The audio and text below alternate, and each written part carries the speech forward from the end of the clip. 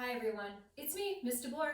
I'm going to share a story with you today, and before I start each one of these stories, which is going to be a collection by Patricia Polacco, I am going to introduce a key word that I want you to listen for. It might be related to the theme of the story, or something that you should really be thinking about as you listen to the story. So today's key word is this word, remember. It has like that mem part in it, which is memory. So that's part of the root of the word remember. And in this story, it is a memoir or a personal narrative that Patricia Polacco is writing about true events in her life. And she studied her family's history in order to come up with this story that she beautifully illustrated and wrote. So Eddie's going to introduce the word remember to us so that we think about it during the story. Good morning, everybody. Happy day. So the key word, like Mr. Ball said, is remember. What are some things that you remember, right? You have to use your memory to think about it. And there might be things from your past. Maybe it was just last week, or it might be your last birthday, way back in when you were in kindergarten, or some other time that you might have to dig way back to remember. That's the key word today. Listen forward in today's story. Also, I want to remind you, you have the power to make someone's day better. Bye for now. So some of you might remember that we heard the story, Patricia Polacco's The Trees of the Dancing Goats, during the holidays. It was a beautiful blend of learning about both Hanukkah and Christmas. And the cool part was that we listened to it on CD, so we got to hear Patricia Polacco's voice. She has a very distinctive voice, and she does a wonderful Russian accent when she talks about her babushka and other relatives in her family that are from both Russia and Poland. So it's beautiful when you hear that. You might remember that from from the past. And today we're going to hear The Keeping Quilt by Patricia Polacco. It is a real true story, and she's writing about this quilt that she has to this day. It actually is in a museum, I believe in Union City, Michigan. She is a Michigan author, which is another amazing thing about Patricia Polacco. In this story, you'll hear that her name is shortened to a nickname called Trisha, and her grandmother pronounces it as Trisha. So you'll hear bits of that in The Keeping Quilt by Patricia Polacco. On the back, there's a little bit that I want to share with you. This book has become almost as important to me as the quilt itself. It is a wonderful way to not only introduce my remarkable family, but also demonstrate their personal triumphs, disappointments, and their ever-powerful love that has reached across 6 generations and an ocean of time. The Keeping Quilt by Patricia Polacco. She signed it for me. I've met her 3 times. The Keeping Quilt. See the Statue of Liberty? You see a boat of people. They're immigrants. They came here. When my great-grandma, Anna, came to America, she wore the same thick overcoat and big boots she had worn for farm work. But her family weren't dirt farmers anymore. In New York City, her father's work was hauling things on a wagon, and the rest of the family made artificial flowers all day. Everyone was in a hurry, and it was so crowded, not like in back home Russia, but all the same it was their home, and most of their neighbors were just like them. When Anna went to school, English sounded to her like pebbles dropping into shallow water. Shh, shh, shh. In 6 months, she was speaking English. Her parents almost never learned, so she spoke English for them too. The only things she had left of back home Russia were her dress and the babushka she liked to throw up in the air when she was dancing. So it's like a blanket that she could use as a cape and things like that. Babushka is also the name for grandma. And her dress was getting too small. After her mother had sewn her a new one, she took her old dress and babushka. Then, from a basket of old clothes, She took Uncle Vladimir's shirt, Aunt Havela's nightdress, and an apron of Aunt Natasha's. "We will make a quilt to help us remember home," Anna's mother said. "It would be like having the family in back home Russia dance all around us at night." So this is what they've decided with some old scraps. They're going to cut up these clothes that are now too small and make it into a larger quilt. Here they go. And so it was.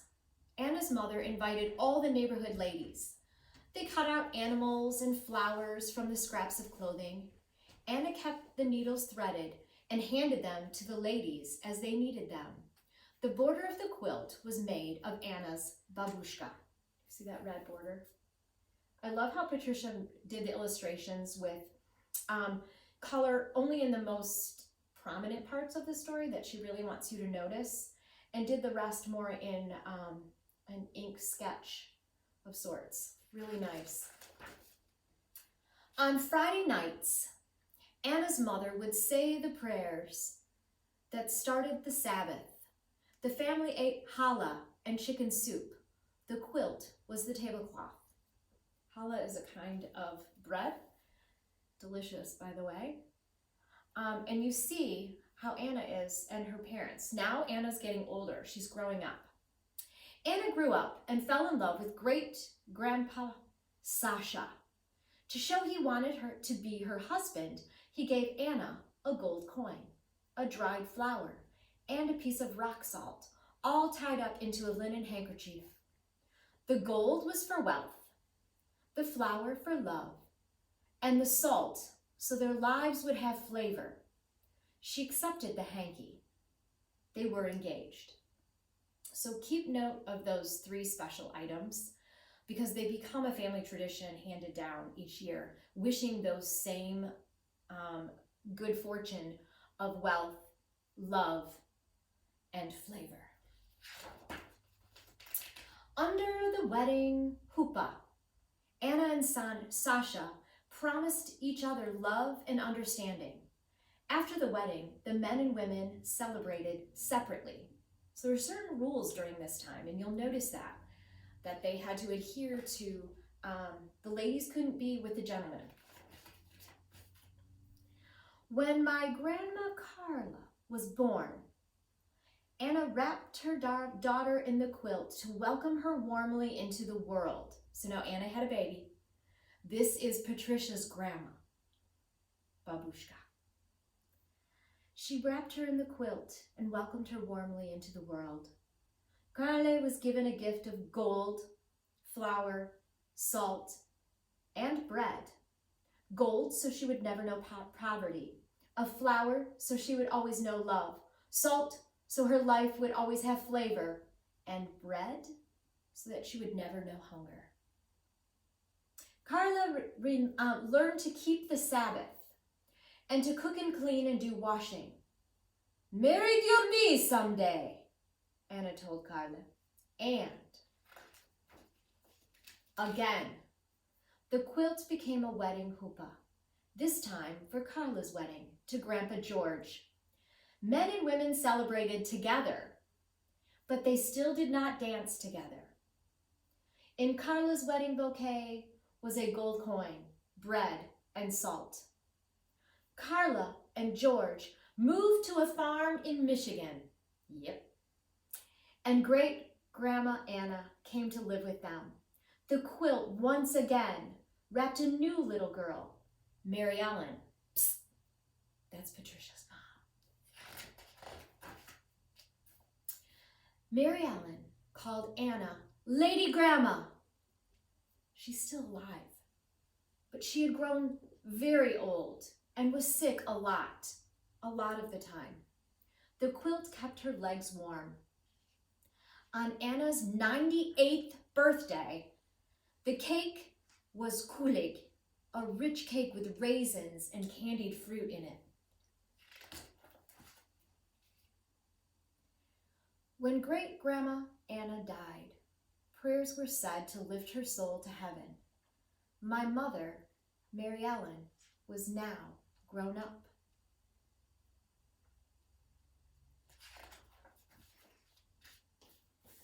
When Mary Ellen left home, she took the quilt with her. When she became a bride, the quilt became her huppah. For the first time, friends who were not Jews came to the wedding. My mother wore a suit, but in her bouquet were gold, bread, and salt. And of course, the bouquet is flowers, so the love is there too. Mary Ellen still lives in Michigan. Here she comes. The quilt welcomed me, Patricia, into the world. Patricia Polacco. Here's her older brother. We'll meet him in a later story. And it was the tablecloth for my first birthday party. Look at that. What a great memory.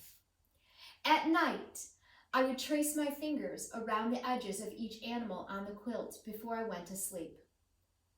I told my mother stories about the animals on the quilt.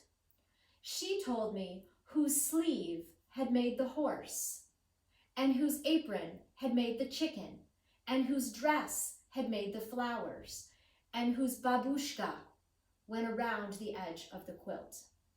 So it's tracing back all these generations of when the quilt originated, and all of these are Patricia's great-great-grandparents and great-grandma and grandma, and now her mother's, and now hers.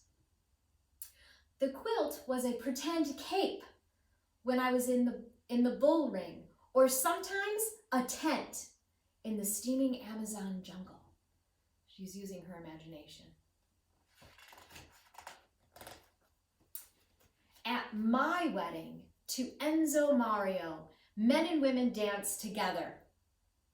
In my bouquet were gold, bread, and salt, and a sprinkle of wine, so I would always know laughter. The quilt helps her remember all the things of her past.